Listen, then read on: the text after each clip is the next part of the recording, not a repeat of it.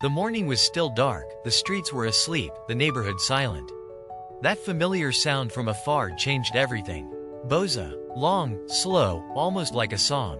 When that sound was heard, it was as if the doors would open by themselves. Door with his large tin can on his shoulder. His breath was steaming, his feet on the stone pavements. He walked the streets not to sell, but as if fulfilling a duty, as if carrying on a tradition. For the child, running to the door with sleepy eyes, it was a treat. But it was also a symbol of mourning. Without that sound, morning wouldn't be complete, and winter wouldn't feel like it was that day. The glass is handed to him. The Boza vendor pours it, sprinkles roasted chickpeas on top. And some cinnamon. The Boza wasn't hot, it was cold, but it warmed you. Not the body, but the soul. It's hard to describe that difference today. After school, children with bruised hands would wait in line for Sahlep, a traditional Turkish hot drink. Long queues, cold weather, but no one complained. It was a game, an anticipation, the very essence of togetherness. The Sahlep glass was held in both hands. It had cinnamon on top and a slight thickness at the bottom. The taste of real Sahlep was completely different from what we drink today. It was both sweet and slightly bitter, both cold and like a glowing ember inside. Time flowed differently in the old coffeehouse.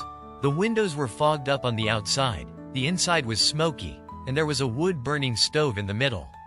Old men would sit and count their teacups. They counted the cups, not the hours. A man sips his tea, his eyes fixed on the distance. His gaze is out the window, but who knows where his thoughts are? Even just sitting silently in those coffeehouses was something. One could be alone without actually being alone. The making of Tarhana would begin at the end of summer. Tomatoes, peppers, onions, yogurt, and flour. The women would knead it in large basins, their hands turning bright red. This work wasn't done alone, they would work together. The kneaded Tarhana was spread on a cloth and left in the sun. Every morning it was turned over, and every evening it was brought inside. This went on for days. So much effort was put into a bowl of soup, and nobody found it unusual. In winter, that Tarhana soup would be diluted with water, simmering slowly on the stove. It was as if summer was coming from within it. The summer sun, the labor of those hands, the voices of the neighbors. It was all hidden in that soup, waiting for the cold days. When someone passed away, halva was made.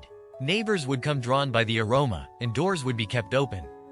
Halva wasn't just a dessert, it was a way of sharing grief, a silent language of solidarity and consolation.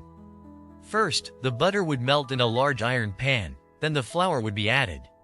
As it stirred, the aroma would fill the whole house, then all the neighboring floors. When that smell arrived, it meant something was happening. It could be happy or sad. The halva was divided into plates before it cooled and distributed door to door. It was given to neighbors without expecting anything in return. It was given because it had to be given. It's almost impossible to describe that kindness, that pure selflessness, in words today. In the summer, eggplants were hung on balconies and rooftops. They were strung together on strings, and bunches of purple and black eggplants hung down. This was preparation for winter. The coming months were thought about in the middle of summer. They worked not for today, but for tomorrow. In January, stuffed eggplants were made from those dried eggplants. Imagine. A dish made from vegetables she had prepared with her own hands in the summer, served in the winter. It held the spirit of an entire summer. Wasn't that patience, wasn't that love? Making authentic sigkoft was a long process, with men taking turns kneading. Their hands would tire, and someone else would continue. That kneading, which lasted for hours and involved incorporating the isot pepper and spices, was a ceremony in itself. In the evening, everyone would gather and share the fruits of that long labor. Lettuce leaves, lemon, pomegranate molasses. Today's simple sigkoft, raw meatball dish, lacks that shared experience. That flavor came not just from the spices, but from that togetherness. In the darkness of dawn, the village bakery would begin to emit smoke. The dough had been prepared and left to rise the night before. The baker was already at work before sunrise. Bread was the quietest and deepest labor of this land. The bread, fresh from the stone oven, was wrapped in paper, allowing steam to seep out. It meant a scent could fill an entire morning. Even the paper was precious, retaining its heat for hours. On the way home, a corner of the bread would be torn off. The children would eat it, and by the time they got home, half of it would be gone. Nobody got angry. It was simply impossible to resist the allure of that warm bread. The old pastry shop window was always the same: baked rice pudding, custard, kazan dibi, a type of Turkish dessert, moist cake. Each had its own designated place on the glass. Even though the seasons changed, the window remained the same.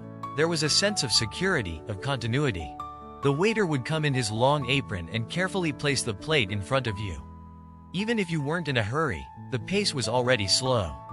You didn't need a special reason to sit in the pastry shop. Just being there, just that slowness, was enough. The Turkish delight was stirred for hours in a copper cauldron. Wooden paddles were held by hand, tiring the arms. For a machine to capture that intensity, that heat, that patience today is something else entirely. Once the Turkish delight was poured into the tray, it was left to cool. Then it was cut, coated in powdered sugar, and neatly arranged. Each piece was slightly different from the others. The beauty of the handcrafted work lay in those small differences. Each piece of Turkish delight made by the master craftsman was unique. Its size, consistency, and the amount of rose water always varied slightly. Today, identical Turkish delights in packaging represent a standard, but not that originality or that handcrafted touch.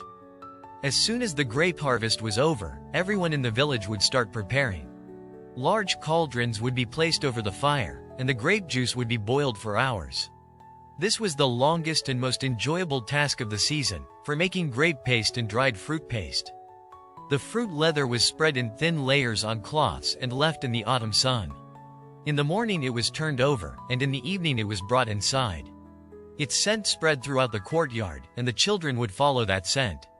It was the most distinctive signature of the season. Children would watch curiously as the walnut sausage hung from the string. They weren't allowed to touch it without permission, they had to wait. That waiting itself was a taste. It was the prelude to reunion, and always its sweetest form. Kome, a type of Turkish sweet, offered by grandmother, was the best treat in the world for a child. Those hands were wrinkled, marked by years. Those hands both gave and taught not to be impatient.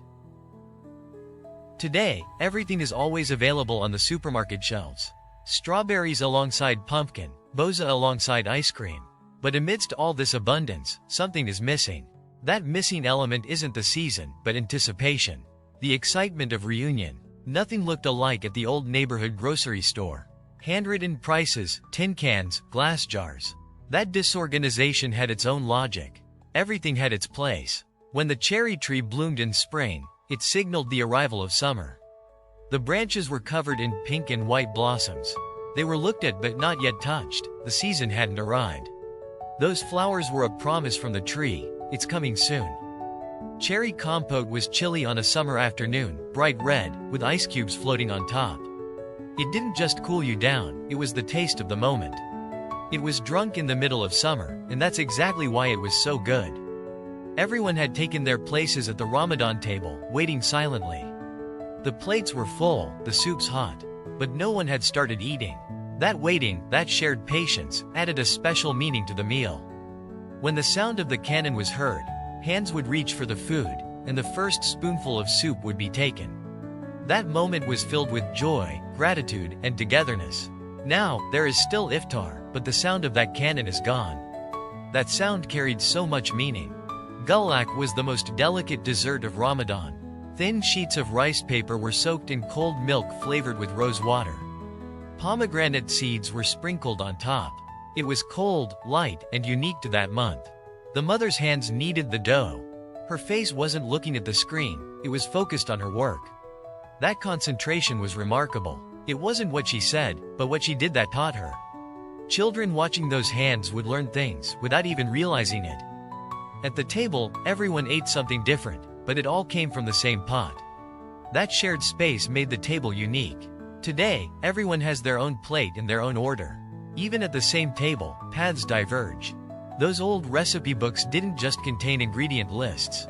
They had margins, warnings, and advice. Sometimes a name, sometimes a date. Those books were history itself, not just cookbooks. It seems like an advantage that everything is available in every season. But there's something lost in that. There's no excitement in a taste that isn't in season. There's no anticipation. There's no joy in that first bite. Those who heard the sound of boza being brewed would rush to the door. Now that sound is gone. Apartment doors are closed. Neighbors don't know each other. It's not the absence of a drink. It's the absence of the togetherness that made that sound possible. An old man looks at an old photograph and smiles. Perhaps the people in the photograph are long gone, but that smile remains. Memory is not selective. It doesn't just retain beauty, it retains the truth. And the truth is beautiful. The child watches his grandmother from the kitchen door, unaware of what he is learning. But years later, when he smells that scent somewhere, everything will come back to him. That's how memory works, silently accumulating. An empty table. The sun shines through the window. Dust particles hang in the air. Chairs sit around it. No one is there, yet everyone is at that table. Because some places hold a person within them, even if they don't go there.